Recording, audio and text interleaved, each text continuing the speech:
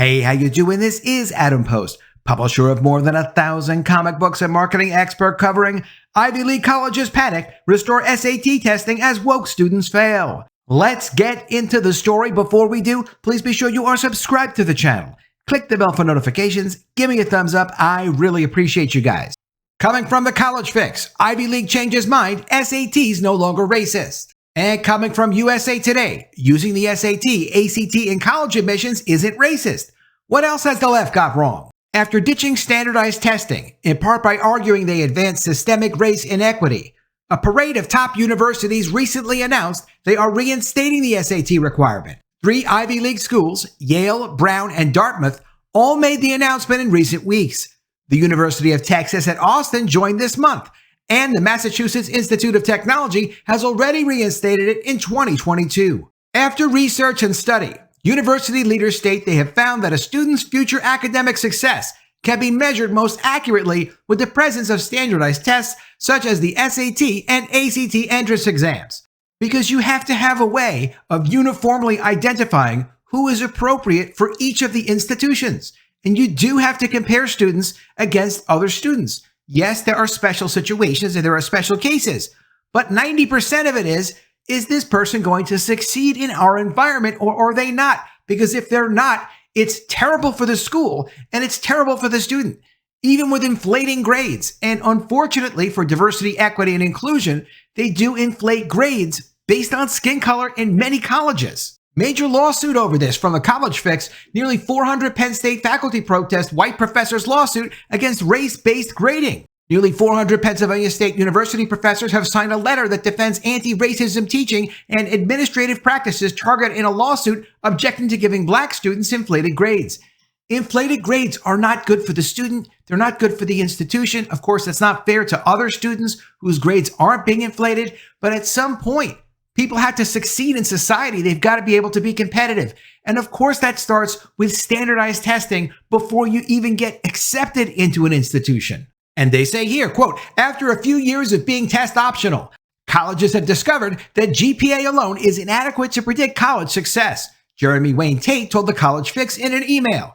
Grading varies widely between different schools, whereas a standardized test allows colleges to compare apples to apples. Not that human beings are apples, but come on, we need some metaphors to be able to understand what's going on here. Tate is the founder of the Classic Learning Test, a classically liberal alternative to the SAT and ACT, a relatively new standardized test now accepted by more than 200 institutions. USA opinion columnist Ingrid Jacques told The Fix, just because something sounds good or equitable doesn't mean it is. Jacques wrote a column last month headlined, using the SAT in college admissions isn't racist, what else has the left got wrong? We've been told for years that standardized tests like the ones used traditionally for college entrance exams are racist, inequitable, and unfair, she wrote. But perhaps not. Standardized tests have always been a solid predictor of student success when combined with other factors, and they offer a consistent measuring device of student preparation regardless of where they're from. Dartmouth, when it announced in February its decision, had stated the standardized test actually helped with diversity. Quote, contrary to what some have perceived, standardized testing allows us to admit a broader and more diverse range of students, the college stated in a news release. Contextually strong testing clearly enhances the admission chances of high-achieving applicants from less resourced backgrounds when such scores are disclosed. Brown University also announced in a news release similar sentiments, noting data suggested unintended adverse outcomes of test-optional policies in the admissions process itself, potentially undermining the goal of increasing access. Yale echoed similar sentiments. Yale's research from before and after the pandemic has consistently demonstrated among all application components, test scores are the single greatest predictor of a student's future Yale grades. When used thoughtfully as part of a whole-person review process, tests can help increase rather than decrease diversity in our class. The Ivy League schools stated test scores will only be one factor of many for admissions. Lee Coffin, Dartmouth's Dean of Admissions and Financial Aid, did not respond to a request from the College Fix seeking comment. The decision by top-tier universities means others are likely soon to follow, Tate told the College Fix. Higher education in America tends to follow what the Ivy Leagues do in nearly every respect, he said. Hundreds of colleges will go back to requiring a test within the next few years. Indeed, UT and Austin announced on March 11th that it would reinstate its SAT and ACT mandate. Knowledge of standardized test scores contributes to higher graduation rates, UT stated in a news release. Even before the Ivy Leagues, MIT began requiring standardized testing. Quote, our research shows standardized tests help us better access the academic preparedness of all applicants, and also help us identify socioeconomically disadvantaged students who lack access to advanced coursework or other enrichment opportunities that would otherwise demonstrate their readiness for MIT, the school said in 2022. Robert Borton, CEO of the classical education program Classical Conversations and board member of Tate's CLT, told the College Fix that, quote, in its original and proper intent, standardized test results can help pair colleges and students in a way that will help both be successful. Well, of course it will. Not everybody belongs in every institution, especially not based on what your skin color or your gender or your sexual preferences are. Quote, the ACT and SAT have changed their tests in a way that has inflated scores that makes it difficult for universities to choose those tests to accurately understand student readiness, Borton said. Quote, the looming college cliff due to the lack of children being born during the 2008 crisis means that colleges need to find new ways to stand out and attract students that will be successful at their institutions, Borton said. Jacques, in her email to The Fix, put it this way, requiring the SAT and the ACT puts all students on an equal footing and is one of the best predictors of college success. But the SAT is changing, and there's no other way to say it than they are dumbing it down. Here's how they're changing it. Number one, it will have adaptive sections. The new digital SAT will be streamlined, taking only a little over 2 hours to finish because it will be section adaptive. This means every student will start with a module of moderate difficulty. Those who perform well will go to a more challenging second module, but those who don't will see an easier second section, which will affect scoring since the modules are weighted differently. So if you do well, they'll make things harder for you. If you don't do well, they'll make things easier for you. Is that standardized testing? No, not really.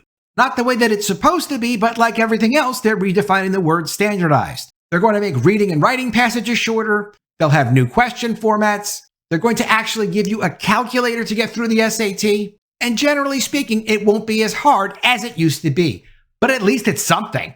From USA Today, using the SAT and ACT in college admissions isn't racist. What else has the left got wrong? Counter to the progressive groupthink on this issue, researchers found that low-income students are actually harmed when SAT or ACT scores aren't considered in their admissions application. It's hard to admit when you've made a mistake, and it's rare for a mea culpa to come from the world of education. Yet that's what Dartmouth did. The Ivy League college announced that it's bringing back a standardized testing requirement for its undergraduate admissions, starting with the class of 2029 after doing away with it in response to the pandemic nearly 4 years ago. A large number of top colleges and universities have gone testing optional in recent years with the aim of boosting diversity, so Dartmouth's decision made it an anomaly. Counter to the progressive groupthink on this issue, the study found that low-income students are actually harmed when the SAT or ACT scores aren't considered in their admissions application. The researchers discovered economically disadvantaged students had withheld their test scores when it was optional, mistakenly believing they were too low. Standardized testing is another opportunity to identify students who are the top performers in their environments, wherever they might be, Dartmouth stated. Maybe standardized tests aren't racist. Wait a minute. We've been told for years that standardized tests like the ones used traditionally for college entrance exams are racist, inequitable, and unfair. But perhaps not. Higher education has gone all in on DEI, diversity, equity, and inclusion, and it will not be easy to untangle itself from this way of thinking. And the left is adept at sidestepping criticism of its ideas by calling out detractors as racist, sexist, transphobic, homophobic, or simply mean. Yet, just because something sounds kind doesn't mean it is. In the name of equity, schools are embracing horrible ideas. And if you have people who go through school, who spend all that time, all that money, and get on the wrong track in life, what's going to happen to them in the future? How are they going to do when they actually have to compete out in the world with other people who are capable, who didn't get inflated grades? Right now, diversity, equity, and inclusion is popular. It's something that's being pushed throughout society, even though it's being rolled back at the same time. Where is it going to be in 5 years? It looks like it's not going to be around, not nearly the way it is even now. How are people who got into a situation, got into a work environment, a school environment, going to be competitive if they've been given advantages that they weren't entitled to, that they didn't actually earn? They're going to have to struggle. And it's terrible that this is being done to students. It's being done to people as they enter careers. And at the same time, they're excluding people from developing their lives who could do well in that environment because they do have the skill set, but they're not the right skin color or gender, or don't have the right sexual preferences to get an opportunity. If so many progressives got something as big as standardized tests wrong, what else are they wrong about? There are a slew of worrisome policies, not just in higher education, but in K-12 schools too. Many of these measures will ensure low-income and minority students are even less prepared to succeed in college. And here are a few that should set off alarm bells. Progressive Chicago Mayor Brandon Johnson and his appointed Board of Education announced in December that they would do away with the city's selective enrollment schools, even though the students attending them are high achieving, in the name of equity. That is such a backward way to approach the issue. If the concern is that these schools aren't diverse enough, then put resources to better equip students to participate. Don't punish gifted students or limit opportunities for others to excel in the name of not making other students feel bad. A California high school in a Los Angeles suburb chose to eliminate honors classes for 9th and 10th grade students. School officials claimed it was to increase equity. Apparently, teachers were concerned that not enough Black and Hispanic students were enrolling in advanced placement courses. So the default option is to take away the honors coursework that could best prepare students for AP classes in college? Yes, that's what they're doing, and it's terrible for students. It really is damaging and ruining people's lives. School district officials in Portland, Oregon signaled last fall that they're making grading more equitable to reduce bias in the classroom.